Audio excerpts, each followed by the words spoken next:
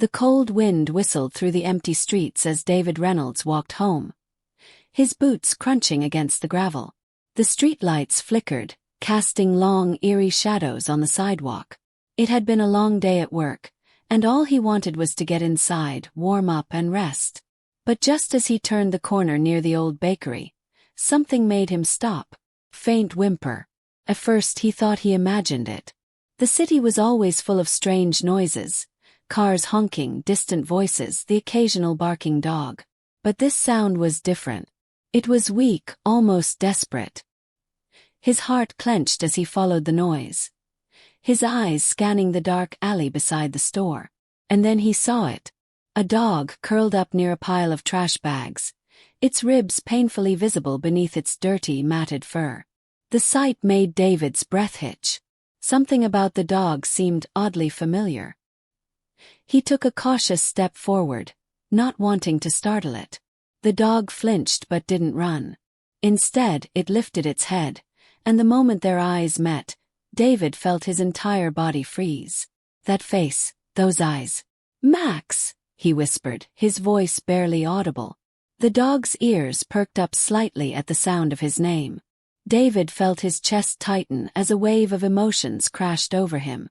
This wasn't just any stray dog. This was Max, his partner, his best friend, his K-9 companion from the military. The dog who had saved his life more times than he could count. The dog who had been there through firefights, long nights, and dangerous missions. The same Max he had been forced to leave behind when he returned home after his last deployment. David dropped to his knees, his hands trembling as he reached out. Max stared at him, his once bright eyes dull and filled with something David had never seen before: defeat. How had this happened? How had Max ended up like this, abandoned and starving on the streets? His mind raced. He had been told Max was retired and sent to a good home. But looking at him now, weak and barely able to move, David knew that had been a lie. Anger, guilt, and heartbreak twisted inside him. He had trusted the system, believed they would take care of his partner. And now here Max was, barely surviving. David swallowed hard. "Hey buddy, it's me," he said softly, moving closer. Max's body trembled, but he didn't move away. Slowly, hesitantly, David placed a hand on his bony head, feeling the roughness of his unwashed fur. A lump formed in his throat. Who had done this to him? David wasn't sure what had happened to Max after they parted ways, but one thing was clear. He wasn't going to leave him here. Not again. But just as he was about to scoop Max into his arms, a sudden noise behind him made him turn. Heavy footsteps echoed through the alley, followed by a gruff voice. "What do you think you're doing with that dog?" David's pulse spiked. He looked up to see a shadowed figure stepping closer, his face hidden in the dim light. Something told him this wasn't just a concerned bystander. And just like that, David knew, whoever this person was, they had something to do with what happened to Max. And they weren't about to let him go without a fight. David's muscles tensed as he slowly turned to face the man. The dim alley lights barely illuminated his face, but David could make out his broad frame, a worn-out jacket, and the way he stood. Too confident, too familiar with the situation. "I asked you a question," the man said, stepping closer. His voice was rough, laced with something David couldn't quite place. Hostility, maybe. Or a warning. David shifted slightly, positioning himself between Max and the stranger. "This dog is mine," he said, keeping his tone even. He didn't want trouble, but he wasn't going to back down either. The man let out a dry chuckle. "Yours." He shook his head, stuffing his hands into his pockets. "That dog doesn't belong to anyone now." David felt his jaw tighten. How did he end up here? The man shrugged. "Dogs like him, they get tossed aside. Not much use for them once their time is up." David's hands curled into fists. He had seen a lot of things during his time in the military, but nothing made his blood boil like betrayal, especially when it came to loyalty. Max had risked his life countless times. He had served with everything he had. And now he was just another forgotten soldier. Another discarded tool. The man must have seen the fire in David's eyes because his expression shifted slightly. "Look, I don't know where he came from," he said, lifting his hands in mock surrender. "But dogs like that don't last long out here." David didn't believe him. He didn't trust the way he spoke, like he knew more than he was letting on. "I'm taking him," David said firmly, slipping his arms beneath Max's frail body. The dog barely had the strength to resist. The man watched him for a long moment, then gave a small nod, almost as if he had expected this. "Suit yourself," he muttered. "But be careful what you get yourself into." David ignored him. He had already wasted enough time.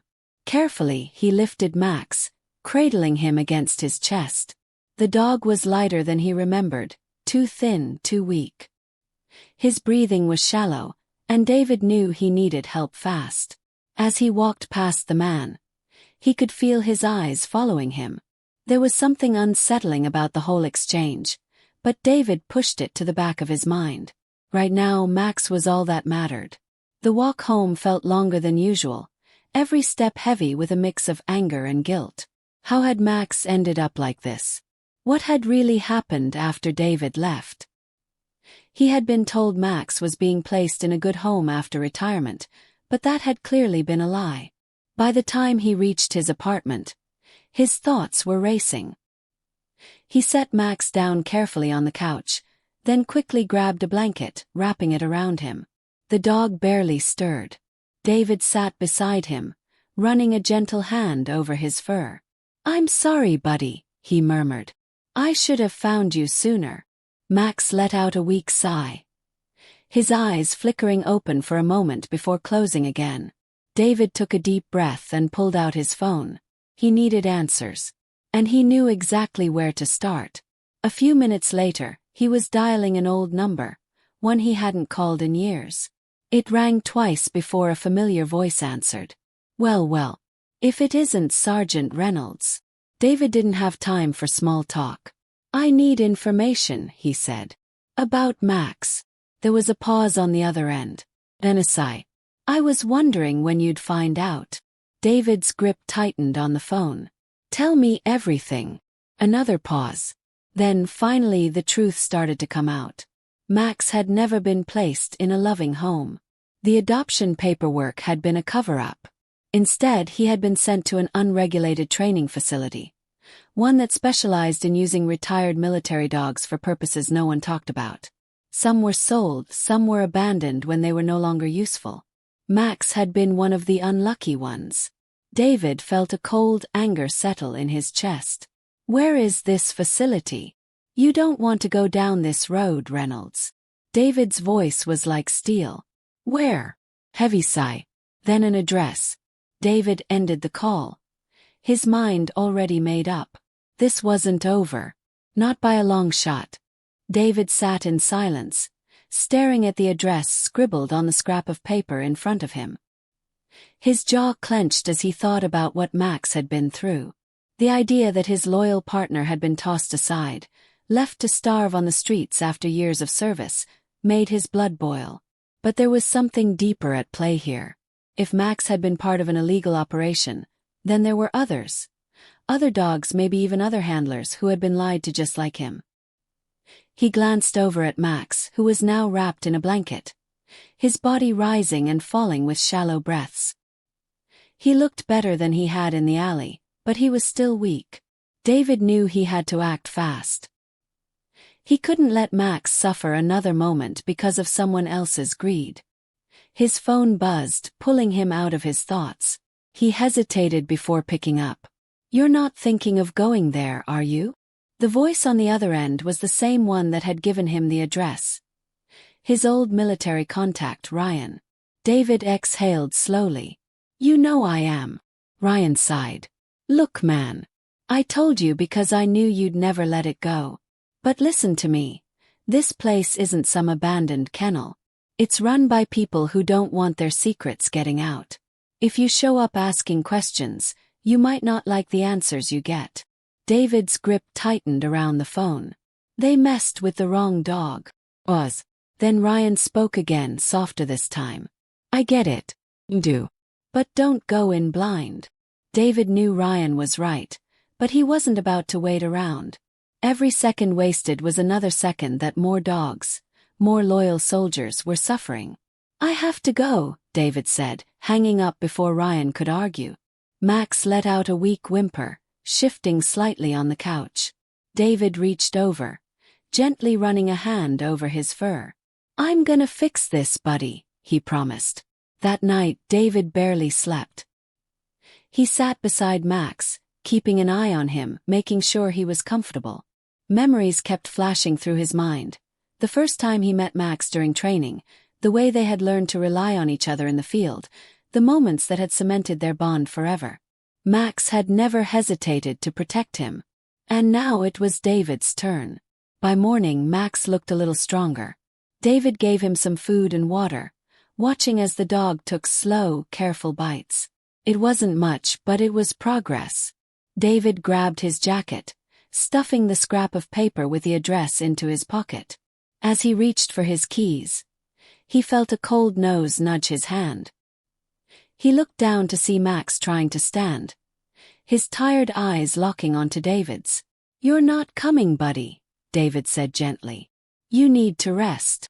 Max let out a soft whine, but David shook his head. I'll be back. With one last glance at Max, he stepped out the door. The address led him to the outskirts of town, where the city gave way to wide, empty roads and run-down buildings. David drove in silence, his mind running through every possible scenario. He didn't know what he was walking into, but he had learned a long time ago to expect the unexpected. When he reached the location, he parked a few blocks away, not wanting to draw attention. The building was an old warehouse, the kind that had been forgotten by the world. But there were signs of life. Faint tire tracks in the dirt, a few security cameras mounted at odd angles, and a single light flickering above the entrance. David took a deep breath and started walking. As he got closer, he noticed a man leaning against the entrance, smoking a cigarette. He looked rough, dressed in a heavy jacket with a worn-out cap pulled low over his face. David kept his approach casual. Hey, he called out. The man glanced up, eyes narrowing slightly. You lost. David shook his head. Looking for someone. The man took a slow drag from his cigarette. That's so. David held his ground. I heard this is where dogs like mine end up. Something flickered across the man's face. Something David didn't like. He pushed off the wall, tossing his cigarette to the ground. Don't know what you're talking about. David took a step closer. I think you do. The air between them was tense. For a moment, neither of them moved. Then the man gave a small, knowing smirk. You should leave while you can. David's heart pounded, but he kept his voice steady. Not without answers.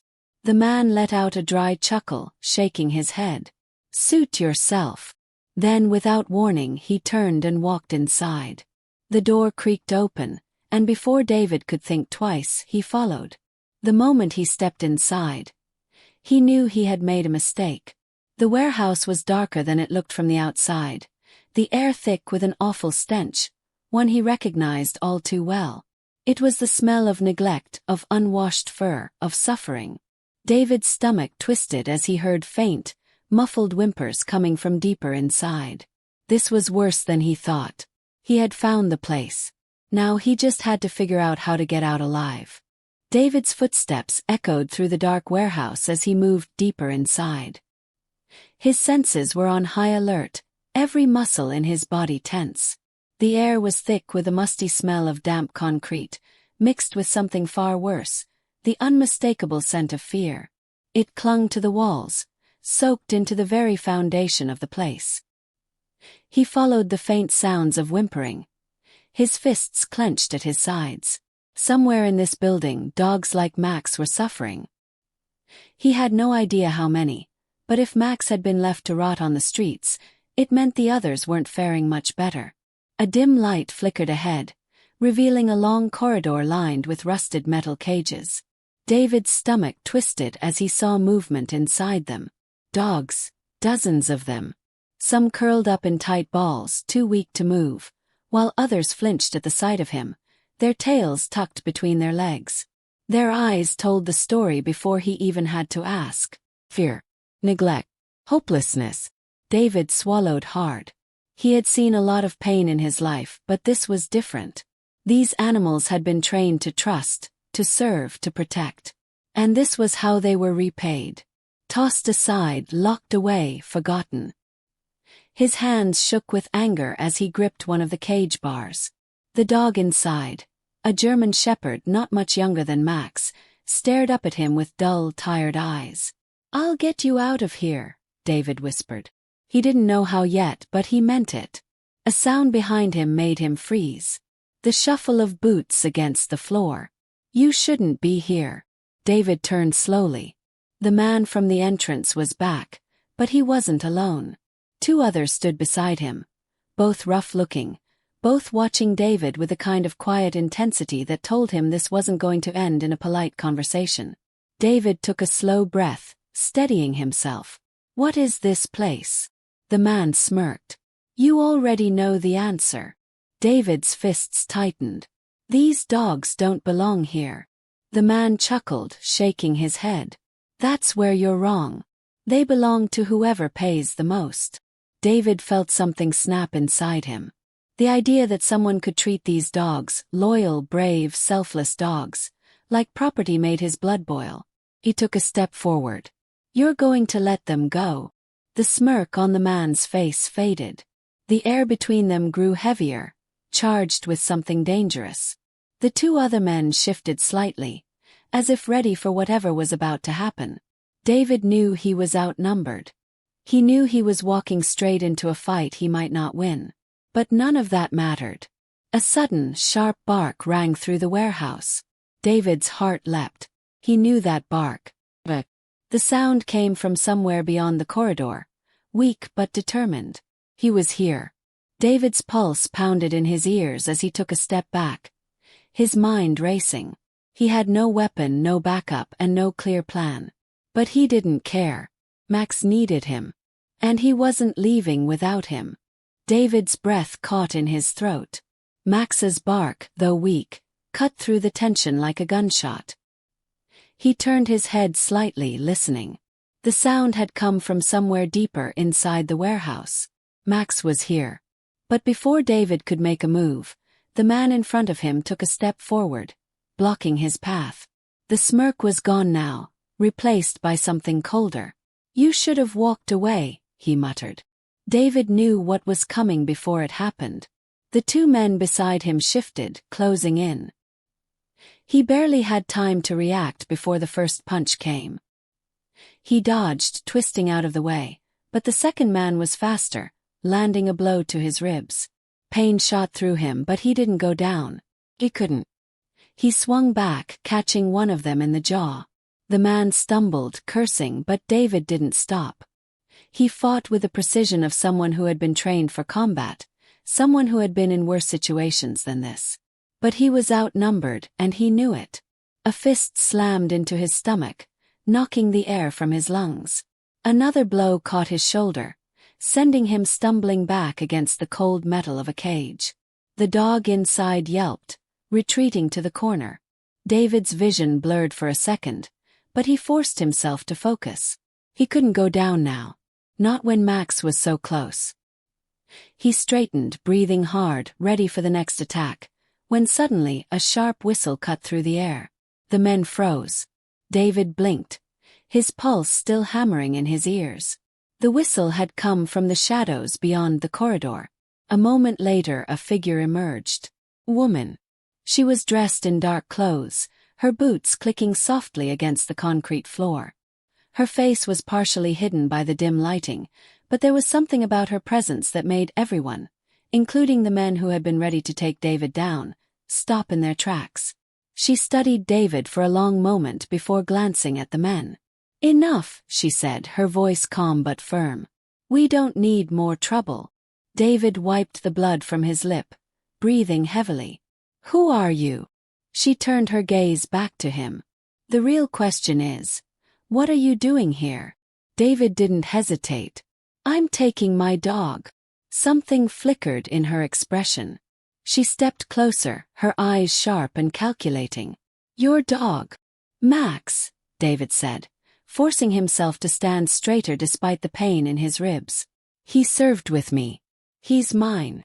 The woman studied him, and for a moment, David thought she might actually let him go. But then she said something that made his stomach drop. You're too late. David's blood ran cold. What do you mean? She sighed, crossing her arms. That dog was supposed to be gone by now. David's fists clenched. Gone where? The woman hesitated, then gestured for him to follow. The men who had attacked him stepped back, watching warily as David moved past them. His heart pounded as he followed her deeper into the warehouse, every step fueled by a growing sense of dread. They reached a metal door at the end of the corridor. The woman unlocked it and pushed it open. Inside, the space was different from the cages he had seen earlier. It looked more like an office. Crates stacked in the corners, a few metal chairs, and a desk covered in paperwork. But David barely noticed any of that. Because in the far corner, lying on a tattered blanket, was Max. His breath caught in his throat as he rushed forward, dropping to his knees beside his dog. Max was barely conscious, his breathing shallow. David's hands trembled as he touched his fur, feeling the warmth of his body, the faint rise and fall of his chest. He was supposed to be sold, the woman said behind him. But he was too weak. No one wanted him. David gritted his teeth, rage boiling beneath his skin. So you were just going to let him die here? The woman didn't answer right away. Then she said, Not all of us are okay with what happens here. David looked up, searching her face for any sign of honesty.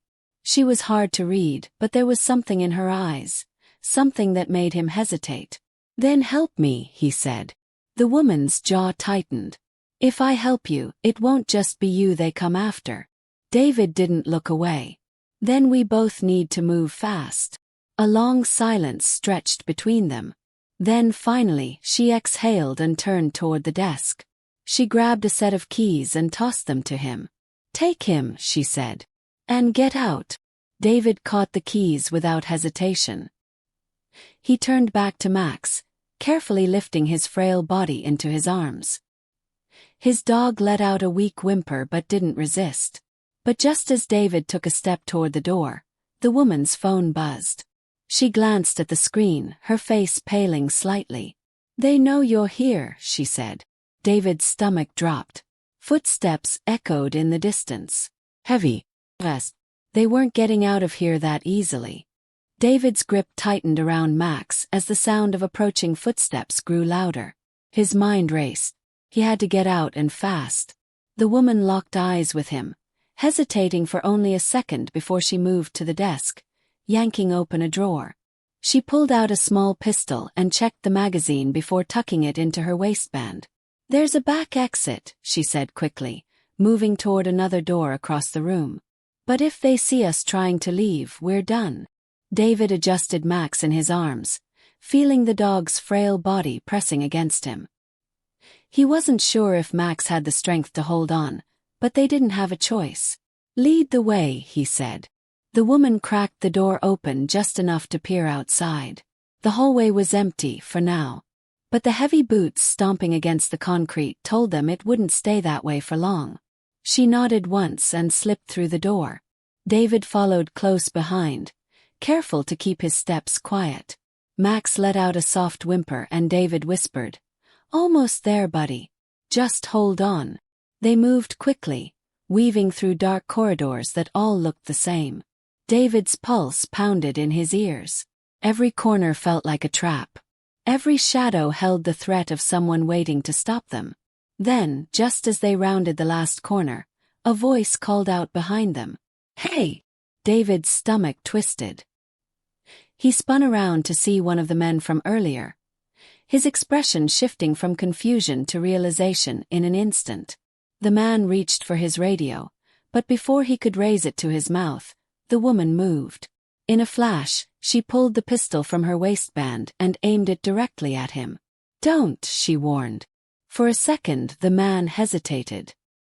His hand hovered over the radio, his eyes darting between her and David. Then suddenly, another voice crackled through the radio at his hip. "We've got movement near the back entrance. Check it out." The man's eyes narrowed. He reached for something. David couldn't tell if it was a weapon or the radio, but the woman didn't wait to find out. He fired. The shot wasn't lethal. David could tell by the way the man yelled and clutched his shoulder. But it was enough. The moment he staggered back, the woman grabbed David's arm and pulled him forward. "Go!" They sprinted down the last stretch of the corridor, bursting through a heavy steel door at the end. Cold night air hit David's face as they stumbled into a deserted alley behind the warehouse. A few dim streetlights flickered in the distance, casting long shadows across the cracked pavement. "There," the woman said, pointing toward an old pickup truck parked near the alley's exit. David didn't ask questions. He ran. Every step sent pain shooting through his ribs, but he didn't stop. Max barely moved in his arms, his body limp, his breathing shallow. They reached the truck, and the woman yanked open the passenger door. "Get in." David climbed inside, cradling Max in his lap. The woman jumped into the driver's seat, slamming the door shut just as another voice shouted behind them. "They're getting away." The truck roared to life. Tires screeched against the pavement as she floored the gas pedal, sending them hurtling forward. David glanced in the side mirror. Several men had spilled out of the warehouse, some waving their arms, others pulling out weapons. But it was too late. They were already speeding down the road, putting distance between them and the nightmare they had just escaped. For a long moment, the only sound in the truck was the hum of the engine and David's ragged breathing. His heart was still racing, adrenaline still surging through his veins. He looked down at Max, brushing a hand over his fur. "We made it," he whispered. The woman didn't speak right away. She kept her eyes on the road, her grip tight on the wheel. Finally, she let out a slow breath. "That was reckless," she muttered. David let out a dry laugh. "You helped." She glanced at him. "Yeah, well, don't make me regret it." David studied her for a moment. "Why did you?" She didn't answer right away. Then, quietly, she said, "Because I used to believe in something better than that place." David nodded, understanding more than she probably realized. Silence settled between them again, but it wasn't uncomfortable. It was the kind of silence that followed survival, the kind that came after walking away from something you weren't sure you'd make it out of. As they drove farther away, David felt Max shift slightly in his lap. The dog let out a weak sigh, barely opening his eyes. But when he did, for the first time since David had found him, there was a spark of recognition, a flicker of life. David smiled, relief washing over him. "You're safe now, buddy." "We both are." But just as he let himself breathe, the woman's phone buzzed. She glanced at the screen, her expression darkening. "They're not going to let this go," she said. David's stomach sank. The fight wasn't over yet. David's grip tightened around Max as the truck rumbled down the dark road. His heart was still pounding, the tension from their escape refusing to fade. The woman's words echoed in his head. "They're not going to let this go." He knew she was right. The kind of people running that place wouldn't just forget what happened. He glanced over at her, trying to read her expression. She kept her focus on the road, her jaw tight, fingers gripping the wheel a little too hard. She had risked everything back there. If she had been caught helping him, she probably wouldn't have walked out. "What's your name?" David asked. She hesitated, then sighed. "Lena." David nodded. "Thank you, Lena." She shook her head. "Don't thank me yet." They drove in silence for a while. The city lights faded into the distance, replaced by open roads and empty fields stretching under the night sky. David didn't know where she was taking them, but anywhere was better than where they had just been. Max stirred slightly in his lap, letting out a weak whimper. David ran a hand gently over his fur, his chest tightening. "He needs help," he murmured. Lena glanced at him. There's a vet clinic a couple towns over. They don't ask a lot of questions. David exhaled. Good. The truck kept moving, miles passing under the tires. David rested his head against the seat, exhaustion creeping over him, but he refused to close his eyes. He needed to stay alert. Finally, after what felt like hours, Lena pulled into a small parking lot beside a modest-looking building. A dimly lit sign read, "Emergency Animal Clinic." "This is it," she said, turning off the engine. David carefully lifted Max and stepped out of the truck. The night air was cool against his skin, but all he could focus on was getting through the doors. Lena followed, scanning their surroundings like she expected someone to jump out of the shadows. Inside, a middle-aged vet looked up from the counter. Her eyes flickered over David's bruised face, then to Max in his arms. "Come on back," she said simply, leading them into an exam room. David laid Max gently on the table, his hands shaking slightly. The vet moved quickly, checking his vitals, examining his frail body with practiced hands. "He's malnourished," she said. "Dehydrated. But there's still some fight left in him." David felt something in his chest loosen. "He's going to make it." The vet gave him a small nod. "With care, yes." David let out a breath he didn't realize he had been holding. Max was going to live. As the vet continued her work, Lena stood near the doorway, arms crossed. David could tell she was restless, her mind already thinking about what came next. "They'll come looking for you," she said after a moment. David met her gaze. "I know." She sighed, shifting on her feet. "I can't go back now. They'll know I helped you." David nodded slowly. "Then don't go back." She let out a bitter laugh. "And do what? Run forever?" David thought about it. About the life he had planned before all of this. About the men he had trusted to do the right thing, and how they had failed Max and the others. "No," he said finally. "But you can fight back." Lena scoffed. "Against them. They're criminals," David said. "They hurt dogs like Max. You know that better than anyone." Lena looked away, her expression unreadable. For a long time she didn't say anything. Then finally she whispered, "I wanted to stop it, but I was too scared." David watched her carefully. "You weren't too scared tonight." Lena let out a slow breath, something shifting in her eyes. "No," she admitted. "I wasn't." The vet cleared her throat, drawing their attention back. "He's stable for now," she said. "But he'll need rest and proper nutrition." David nodded. "I'll take care of him." The vet hesitated, then glanced between him and Lena. "You two should lay low," she said. "Whatever trouble you're in, it's not over yet." David already knew that. But for the first time in a long time, he wasn't afraid of what came next. They left the clinic just before dawn. The sky was beginning to lighten, streaks of pink and gold stretching across the horizon. Max was curled up in the back seat, breathing steadily. Lena sat in the driver's seat, staring at the road ahead. "So what now?" she asked. David looked down at Max, then back at her. "We make sure this doesn't happen to anyone else." Lena didn't respond right away. Then, after a long pause, she turned the key in the ignition. And together they drove toward whatever came next.